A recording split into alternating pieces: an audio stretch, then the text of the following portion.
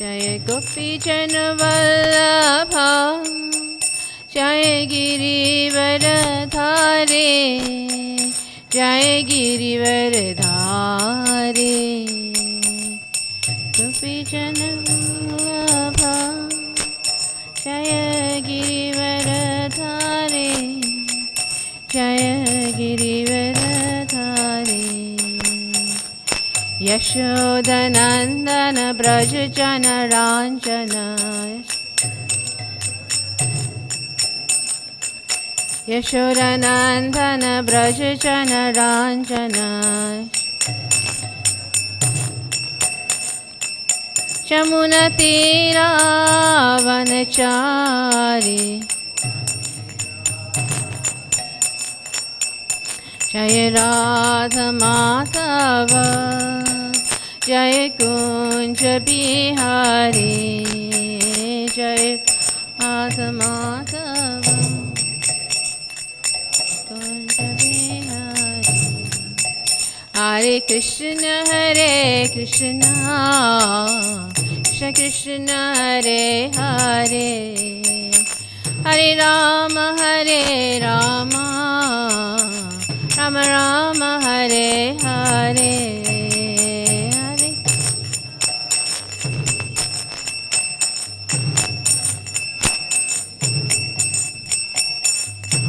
Rama, Hare Rama, Hare Hare.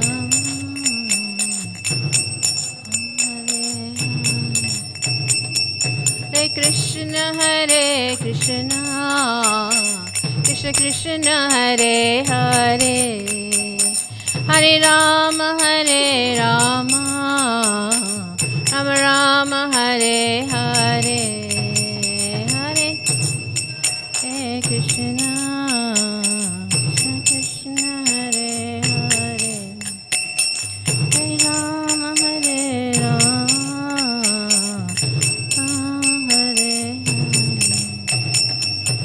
Hare Hare Krishna, Hare Krishna, Krishna Krishna, Hare Hare,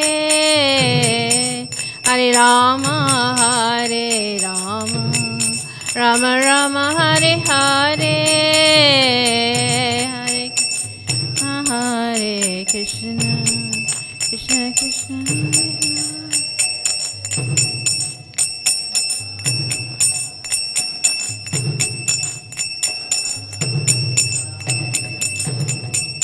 Hare Hare Krishna, Hare Krishna, Krishna Krishna, Hare Hare, Hare Rama, Hare Rama, Rama Rama, Hare Hare, Hare Krishna.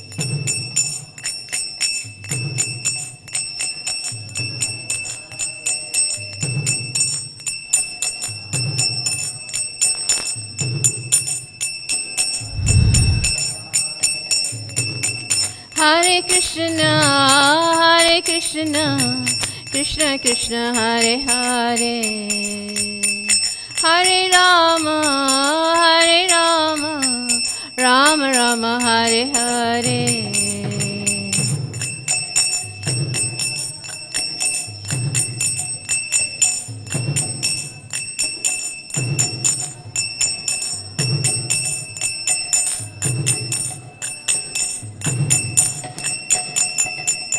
Hare Krishna, Hare Krishna, Krishna Krishna, Hare Hare, Hare Rama, Hare Rama, Rama Rama, Hare Hare, Krishna Hare Krishna, Krishna Hare Hare, Rama Hare Rama, Rama Hare Hare. Jaya Prabhupada, Prabhupada, Prabhupada, Jaya Prabhupada.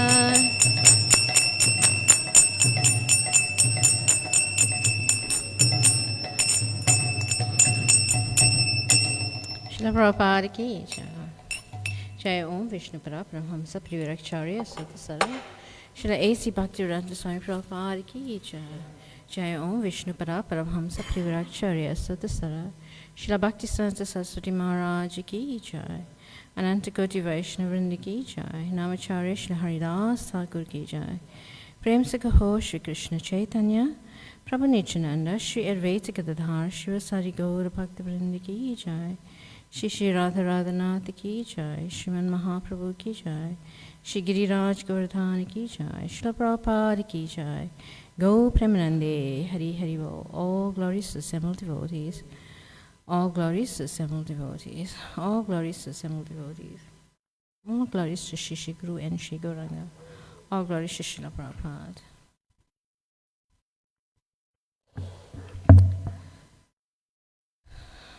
Hare Krishna, dear devotees. So today we're reading from Srimad Bhagavatam, chapter 22, text 40. So we will do the Brahma Samhita meter. Kricho Mahan Iha Bhavaranam Aplavesham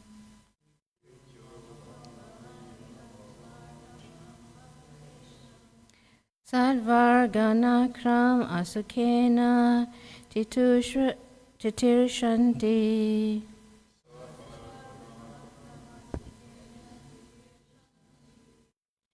Tattvam Hare Bhagavato Bhajaniyamangrim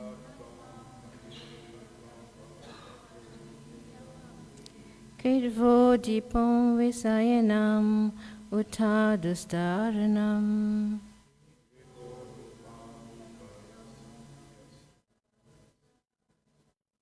Kricho Mahan Iha Bhava Navam Aplavesham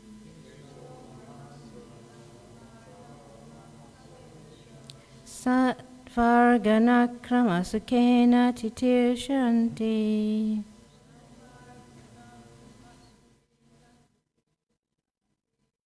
Tattvam Hare Bhagavato Bhajaniyamagrim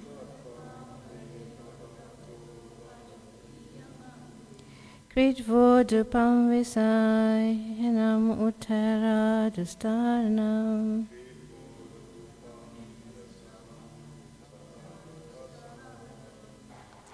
Kricho Mahan Iha Bhavaranam Aplavesham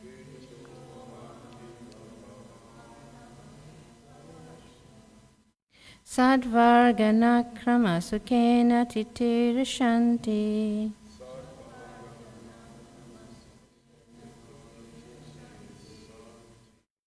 Tattvam Hare Bhagavato Bhajaniyamangrim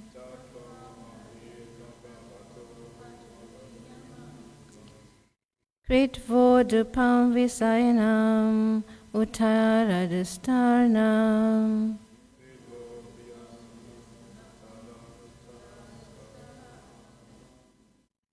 Right.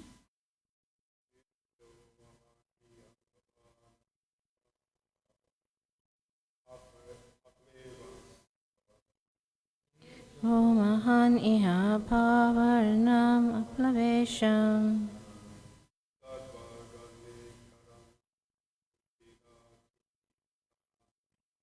Tadvarganakram Asukena Titirshanti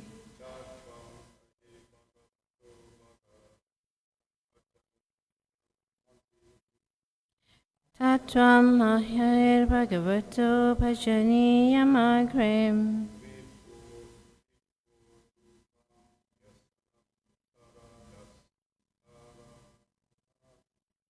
Kritvo Dutu Sanam Uttaradustarnam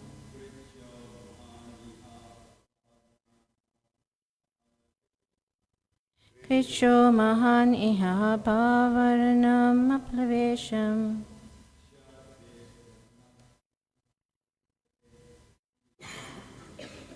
Tattvarganakram Asukena Titirshanti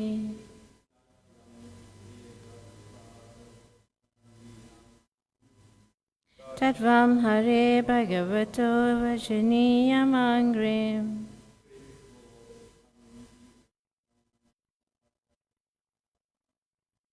Kritvodupam Visayanam Uttarajastanam.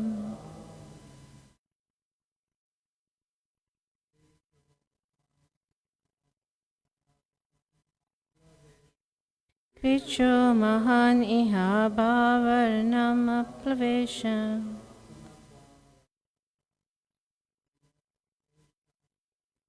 Tadvargana Krama Sukena Titirushanti.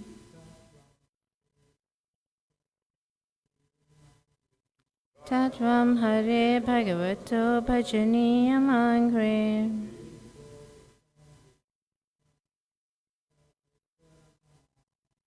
Bodhpadam Sharanam Dasaram. Mataji's.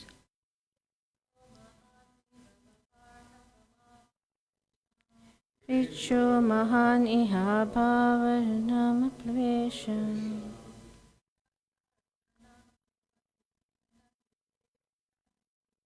Satarajnikram Asakena Titirushanti.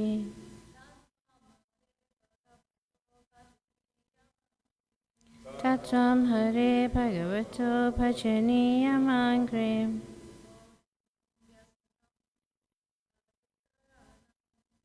Vodustam Visayanam Uttarajastanam.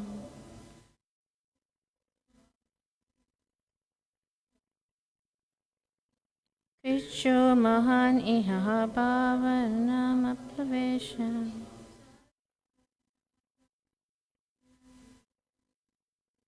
Sadvargana Krama Sukena Titirushanti.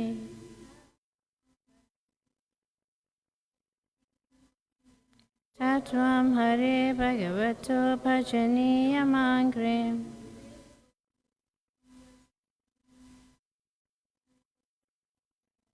Kritvodupam Visayanam Duttarajastanam. So we'll do the word for word. Kricha, troublesome. Mahan, very great. Iha, here, in this life. Bhava Arnam, ocean of material existence. Aplava Isham, of the non-devotees who have taken shelter of the lotus feet of the Supreme Personality of Godhead. Satvarga, 6 senses. Nakram, sharks. Isukena, Asuken, with great difficulty. Titirshanti, cross over. Tat, therefore. Tvam, you. Harer, of the Personality of Godhead. Bhagavata, of the Supreme. Bhajaniyam, worthy of worship. Angrim, the lotus feet. Kritva, making. Udupam, boat.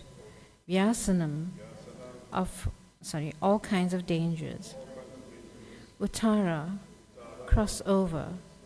Dustara, very difficult. Aranam, the ocean. Translation by His Divine Grace, A.C. Bhaktivedanta Swami Srila Prabhupada. The ocean of nations is very difficult to cross because it is infested with many dangerous sharks. Although those who are non-devotees undergo severe austerities and penances to cross that ocean, we recommend that you simply take shelter of the lotus feet of the Lord, which are like the boats for crossing the ocean. Although the ocean is difficult to cross, by taking shelter of His lotus feet, you will overcome all dangers. Purport. Material existence is compared herein to the great ocean of nations. Another name for this ocean is Vaitarani. In that Vaitarani ocean, which is a causal ocean, there are innumerable universes floating like footballs. On the other side of the ocean is the spiritual world, Vaikuntha. which is described in the Bhagavad Gita 8.20 as parastasmad tubhava anya. Thus there is an ever-existing spiritual nature which is beyond this material nature.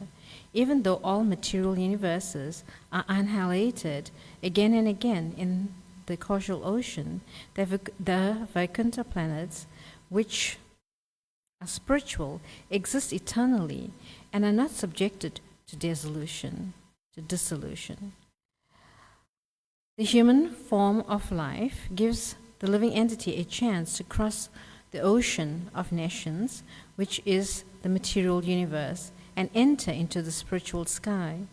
Although there are many methods of boats by which one can cross the ocean, the Kumaras recommend that the king take shelter of the lotus feet of the Lord, just as one would take shelter of a good boat. Non-devotees who do not take shelter of the Lord's lotus feet try to cross the ocean of nations by other means, like karma, jnana, and yoga, but they have a great deal of trouble. Indeed, sometimes they become so busy simply enjoying their troubles that they never cross the ocean. There is no guarantee that the non-devotee will cross the ocean, but even though they manage to cross, they have to undergo severe austerities and penances.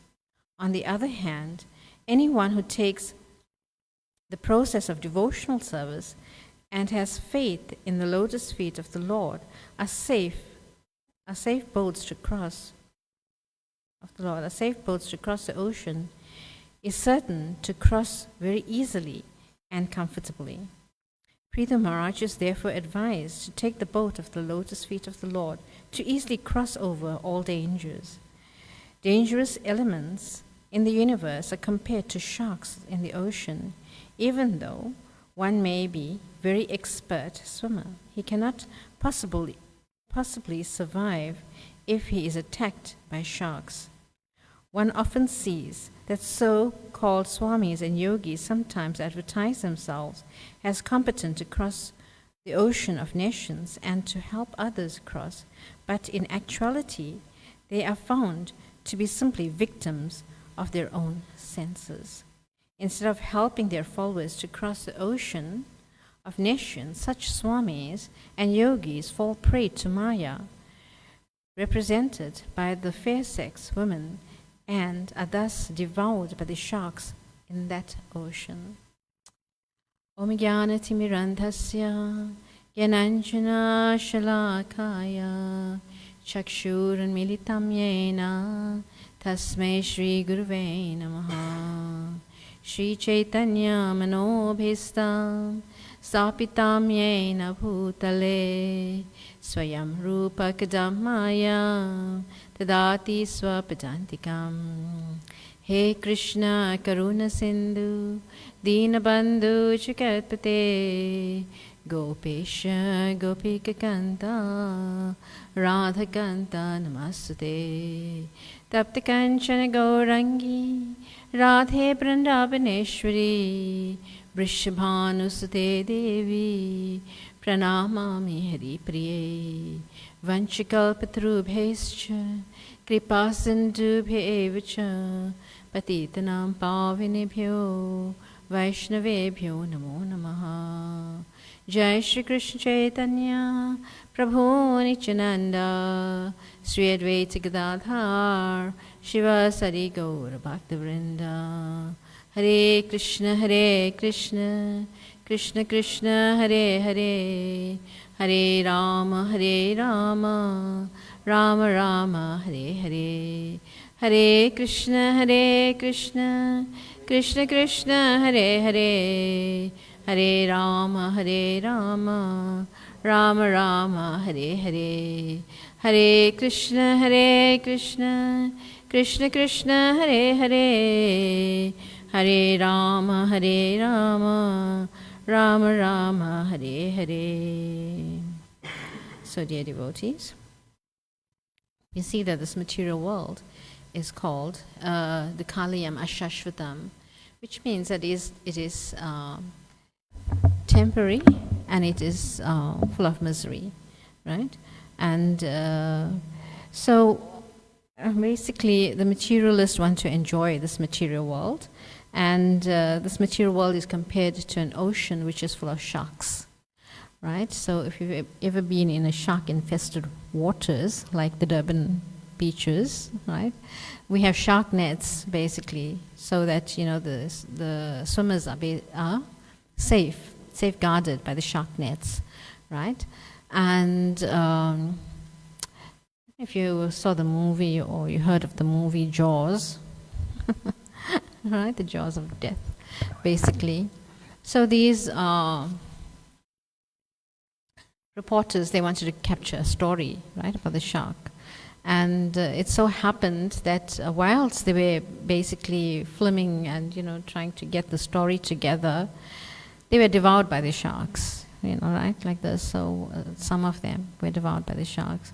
And one man, basically his whole head, half of his body was basically inside the shark's mouth, and his legs were dangling. And it was like just such a horrific scene like this. So, you know, we see that material nature also devours us, right? And there's a very nice sort of an allegory story from the Mahabharata, in which, you know, it is being described, it's like an analogy, a man, you know, hanging.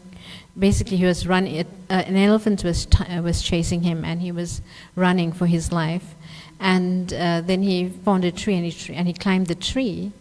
And when he climbed the tree, then he, you know, got hold of one of the branches, and he basically slipped. When he climbed the tree, he slipped, and he got hold of one of the branches.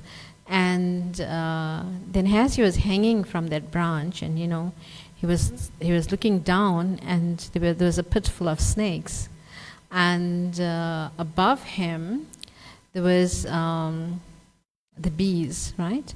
And there was honeycomb, and so this honey was dripping, and he thought, like, whilst I'm here, let me just try to get some sense pleasure. And he stuck his tongue out, and the honey fell on his tongue.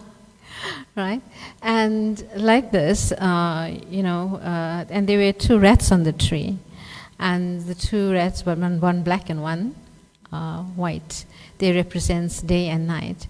So basically, these animals represent something, right? The elephant represents death. The pit full of snakes represents the three modes of material nature, and the different kleshas, right? Adi Atmik, Adi Bautik, Adi Devik, right? Miseries caused by the mind and senses, miseries caused by other living entities, and miseries caused by the devas, like this. So this is basically the material world, right? And so, you know, how much of enjoyment can he get whilst hanging from the tree? Because he's in a suffering condition. You know, how long can you hold on, right? And then you stick your tongue out for some honey. So this is basically sense enjoyment. The honey represents sense enjoyment in this material world. So whilst we're in this material world, you know, we want some pleasure, and therefore we basically chase after sense pleasure in the form of, you know, a beautiful woman or a handsome man, like that. So basically, it works both ways. And Shri Radharadhanath ki jai, Srimad Mahaprabhu ki jai, Srila Prabhupada ki jai, Go Premanande, Hari Hari Bol. So, and the day and night basically is reducing our lives, right? The two rats represents day and night is reducing our lives, right? Every second passes, we are coming closer to death, like this. So, and we are thinking we are enjoying, right?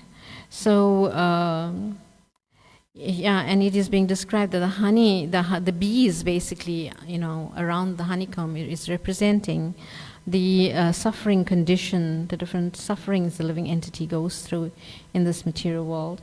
So, you know, the living entity, the living entities want to enjoy in this material world, but I just mentioned that this world is dukkhalayam ashashvatam.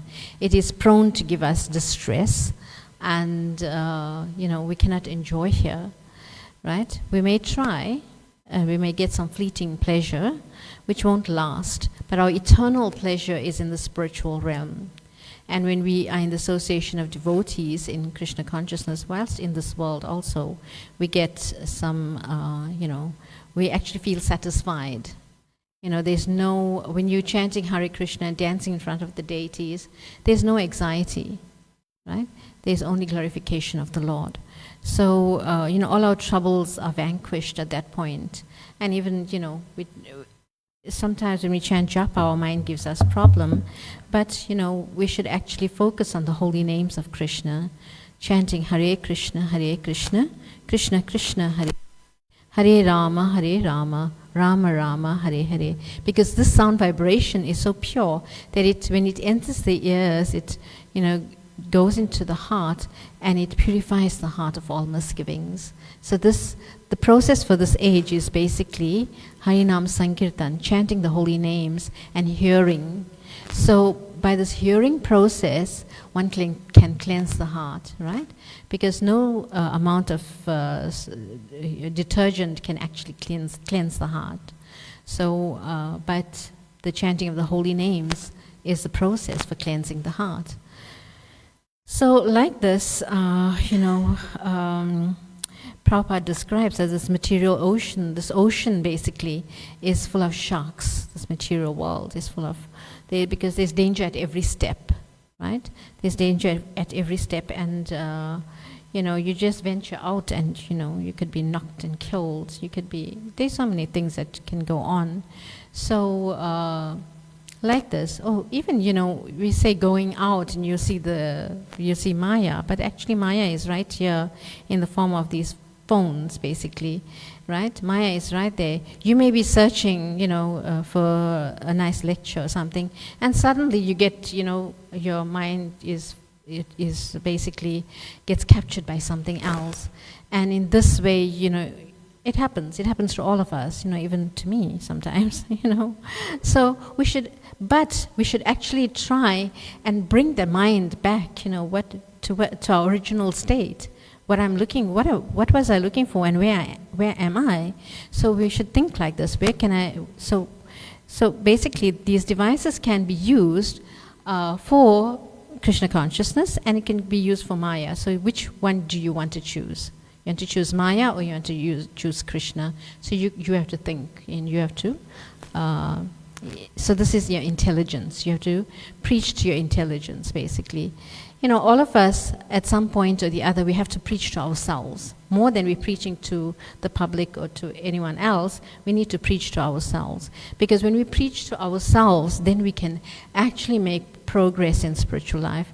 But, because sitting here and giving a class and, and preaching to other people is good, right? It cleanses your heart, it cleanses their heart also. But when you preach to yourself, then you actually you introspect and see, where am I, and where am I going? Which way am I heading? Whether I'm inclined more to Maya, or whether I'm inclined more to Krishna. So we have to evaluate ourselves like this. Otherwise, we just get caught up, usurped in the stringent laws of material nature, and in this way, this is our fall down. We may be falling every day, basically. So in 24 hours of the day, how much of time are we using for Krishna, and how much of time are we using for Maya? Although living in the temple can also be challenging to us devotees, so we should actually see how much of time we are giving to Krishna, and how much of time are we spending using our minds in Krishna consciousness. So also in the 4th canto of the Srimad Bhagavatam, we're actually coming to that. We are on the 22nd chapter at the moment. In the 25th chapter, there's a story of Puranjana, who basically, he went out looking for a nice place to live, and here he found this beautiful home with which is studded with jewels and diamonds and everything. And then he saw a beautiful woman, and in this way, he got so captivated by this woman that he started to speak to her and, glorifying her like this. And we see that, this woman, eventually he married her, and, he, whatever she did, he did, right? If she sang, he sang. If she slept, he slept. He, sat, he sat. Whatever basically the woman did, he also did, right? So he is basically controlled by this woman. So in this way, so Puranjana represents the soul, and the woman represents the intelligence. So whichever way the intelligence is taking, the soul follows, right? So therefore, we should use this allegory story to actually remind ourselves of, which way I want to go. We should use the intelligence, and not the mind. So, because the mind will basically is whichever sense object it, the senses look at, the mind will actually go in that direction. So we should use the intelligence to see, which way do I actually want to go? So in this way, we can use our intelligence in Krishna consciousness. So this intelligence is very, very important for our spiritual development, right? If our intelligence is contaminated, then we will fall down. But if our intelligence is strong, right? Intelligence is strong and want to be in the association of devotees and in Krishna consciousness, then the soul will actually go in the right direction, and will become we will become purified and in our Krishna consciousness and make advancement in Krishna consciousness. But if our intelligence drag us to all these other things, distractions of this material world, in the form of women, sex, and diversions from these instruments or these different basically gadgets, then we will be caught up in this cycle of basically surrendering to Maya. So Prabhupada in this verse, he says that the devotee surrendered to the Supreme Personality of Godhead, right? But there's also, one can surrender, the materialist is surrendering to Maya at every step. And they want to know how I can get more and more enjoyment in this material world. How can I squeeze out more enjoyment, right? And they try, in various ways to actually squeeze out more enjoyment from this material world. But, it's just leading them to their death. And we find that devotees are not afraid of death because they know that their destination is going to be, auspicious. But the materialists, they are always afraid of death. They're always afraid, and they are thinking, I don't want to die. I don't want to die. I don't want to die. I'm afraid of death. Why? Because they have no transcendental knowledge. They do not know about the difference between the soul and the body. The soul is eternal, and that when the body is finished, one does not die, but it continues forever. They do not have this knowledge, and they're always afraid to die, because the living entity is by nature spiritual and eternal, and therefore there is no death for the soul. There's only death for the body. Right? And therefore, materialists have this inclination, I don't want to die, and they try to curb death in so many ways. Even the modern scientists are trying, right? But to no avail. And they're trying different methods and different processes, but this is all for naught, Prabhupada would say. It's for nothing. They, all their attempts will go in vain. So in this way, devotees know the scriptures, they know the conclusions of all Vedic knowledge, and therefore we should take advantage of this and not allow Maya to creep in and to, peer at us like, move the curtain, Maya, like this. So we should not do this, right? And we should always have the curtain closed and focused on the Supreme Lord. So it's easier said than done, right? See, all of us shaking our heads. It's easier said than done, but we should try. We should try. And this trying process, Krishna is very pleased by this. When the devotee is trying, it makes Krishna very happy that, yes, my devotee wants to come to me. Because Krishna wants us back more than we want to go back. Because we think this material world is nice. I'm enjoying, I'm getting nice prasadam. I'm getting, I'm living comfortably. This is nice, right? But Prabhupada said we should actually take some austerity for Krishna, like going out and book distribution, right? That's an austerity because it's so difficult to convince someone to take a book. It's so difficult, right? For some people it may be easy, but it's actually to just go out there, at first it's very, very difficult to go out there, right? Because we are not inclined in this way, right? And I know the first time I went on a book distribution, I have never asked anyone for anything in my life, right, besides my parents. And now to go like a beggar, but just by reading Srila Prabhupada's purport, I thought, hey, I'm not a beggar. I'm doing this to please Srila Prabhupada, and in this way, this gave me the strength to actually go out and convince people to take these books. Because we're giving people the highest knowledge, right? And in the form of Srila Prabhupada's books. So we should actually not think that, because when we think, this is on the bodily platform, I think that I don't want to go out there because people will think I'm a beggar. I don't want to go there. I don't want to do this. So this is on the bodily platform. But if we actually come out of this bodily concept of life and think, no, I'm doing this to please Krishna, to please Prabhupada, to please my spiritual master, then we actually get more convinced, yes, I have to do this. And then you'll want to run out, with your book bag and distribute books like this. So, in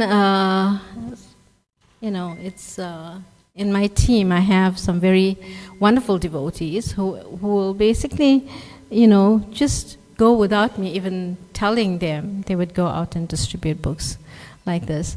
So we find that we should actually take. What's the word I'm looking for?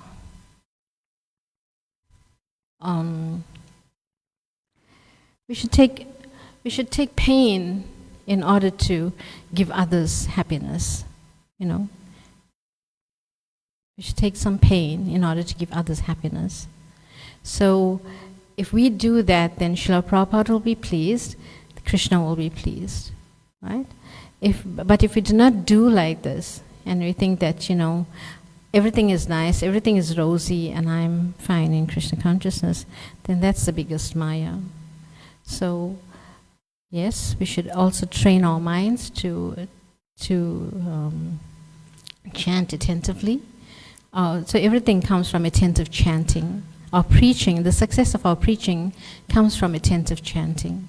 So if we chant properly in the morning, then we'll be enthusiastic to go out and to spread this word, this knowledge.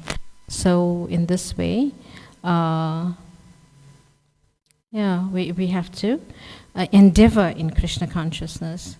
And in the fifth canto, King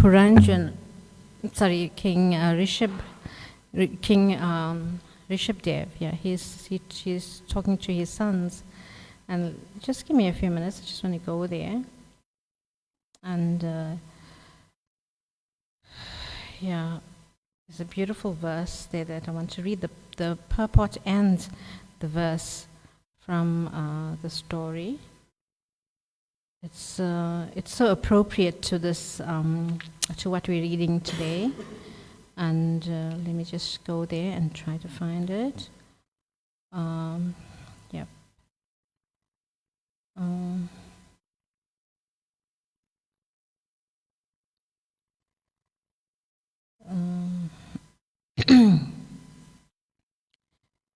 So Rishabdev is speaking to his sons, and he's instructing his sons. I'll just read a few verses from there in English. Right? Lord Rishabdev told his sons, "My dear boys, of all living entities, one who has accepted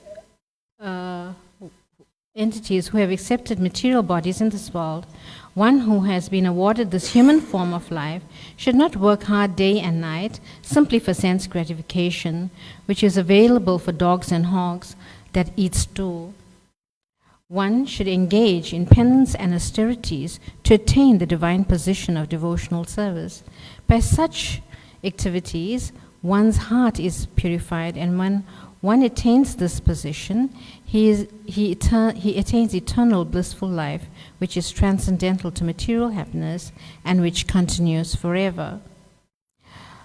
So the second text goes as follows: "One can attain the path of liberation from material bondage only by rendering service to highly advanced spiritual personalities. These personalities are impersonalists or devotees. Whether one wants to merge into the Lord's existence or wants to associate with the personality of Godhead, one should render service to the Mahatmas. For those who are not interested in such activities, who associate with people fond of women and sex, the path to hell is wide open. The Mahatmas are equiposed. They do not see any difference between one living entity and another. They are very peaceful and are fully engaged in devotional service.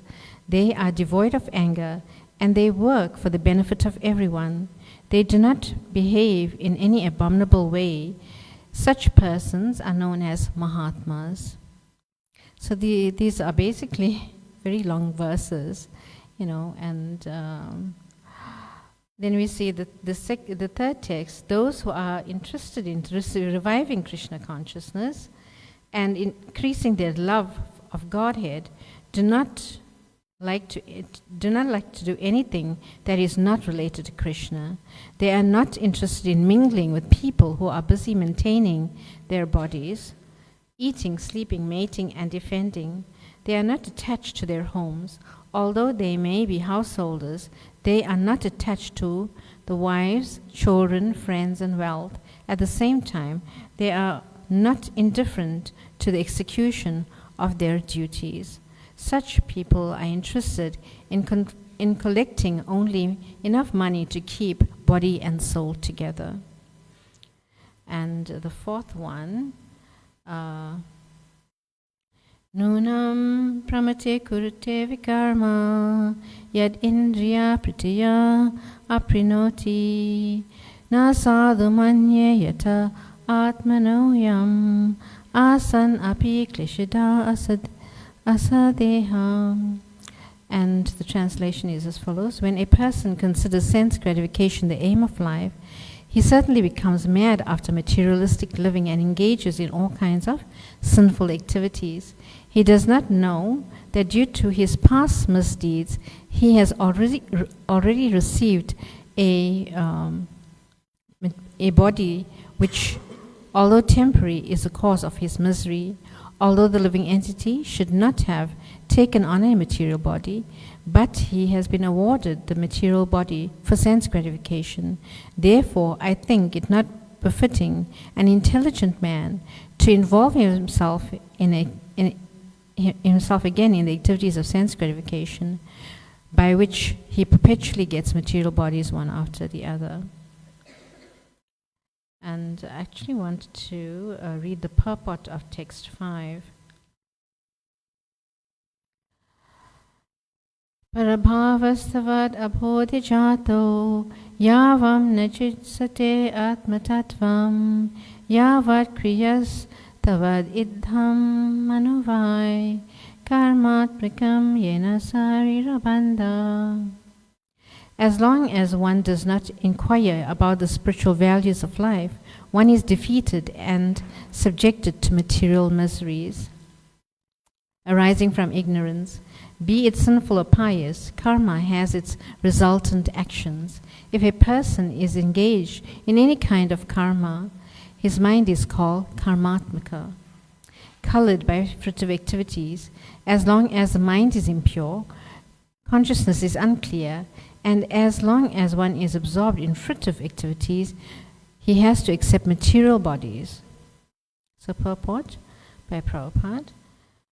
Generally, people think that one should act very piously in order to be relieved from misery.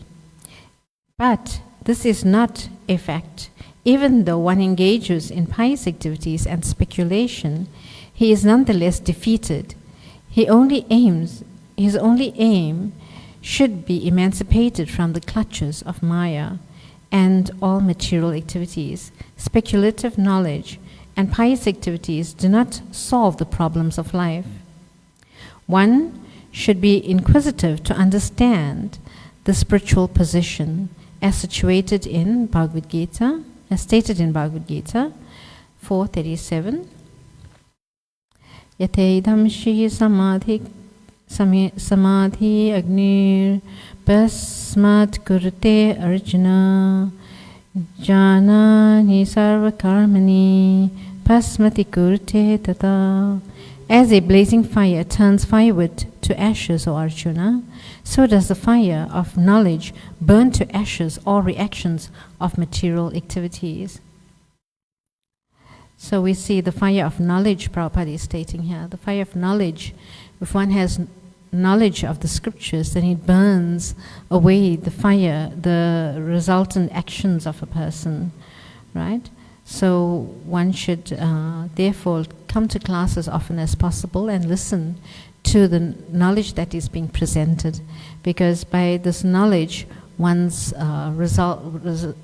sinful reactions within the heart is diminished in this way. Unless one understands the self and its activities, one has to be considered in material bondage. In the Srimad Bhagavatam 10:232, it is also said, Ye anya ravindaksham mukundas maninas Tvai asha astabhavad avisudha buddhayam. A person who doesn't have knowledge of devotional service may think himself liberated, but actually he is not. Aruchya krichena parampadam tada patanti adho nadrita yusmad angrahaya. Such people may approach the impersonal Brahman effulgence, but they fall down again into material enjoyment because they have no knowledge of devotional service. As long as one is interested in karma and jnana, he continues enduring all the miseries of material life, birth, old age, disease, and death. Karmis certainly take on one body after another. As far as jnanis are concerned, unless they are promoted to the topmost understanding, they must return to the material world. As explained in Bhagavad Gita 7:9, Bahunam janminam ante jnanavamam prabhajante. The point is to know Krishna, Vasudeva, as everything and surrender unto him. Karmis do not know this, but a devotee who is 100% engaged in devotional service of the Lord knows fully what is karma and jnana. Therefore, a pure devotee is no longer interested in karma and jnana. Anyabilas sunyam jnana karmati anavritam. The real bhakta is untouched by any tinge of karma and jnana. His only purpose in life is to serve the Lord. So here we see that Prabhupada again is making this point that we should serve the Supreme Personality of Godhead with all our heart and soul, and not be caught up in this material tabernacle. So here he is comparing this material world to an ocean which is full of sharks, and we should actually try to get hold of the pure devotees and surrender unto the Supreme Personality of Godhead. That's the only way to get to be saved from this ocean of sharks in this material world. And the sharks are compared to our family members, right? Because we get attached like this to the threefold miseries of this material world. Through it also describes Maya, that different modes of passion, goodness, and ignorance. So these are all, things that are bombarding us, and it is trying to keep us in this material world, right? So Maya Devi is Durga, and Durga, in the form of Durga, she is basically trying to keep us in this material world, because originally we wanted to be in this material world, and therefore she's trying to keep us here. But when we surrender unto the lotus feet of Krishna, then same Yoga Maya turns to Yoga Maya, right? Durga Devi becomes Yoga Maya, and she takes us out of this material world. So we should surrender unto the lotus feet of Krishna and clutch onto his lotus feet very tightly, so that Mahamaya does not get us, right? So we should. So in this way, when we are situated in Yoga Maya and trying to please Krishna, then Krishna becomes. When Krishna is pleased, then our lives are successful. Otherwise, we'll be rotting in this material world, right? And it is called Atmaha, in the Sri Upanishad, that we've been here for so many lifetimes and we don't want to go out. So the killer of the soul, basically. The soul cannot be killed, but it's called there as killer of the soul, because we're perpetually in this material world. We don't want to go, right? So I'll stop here. And if there's any questions or comments you'd like to say? Yes, Ravindra Swarup.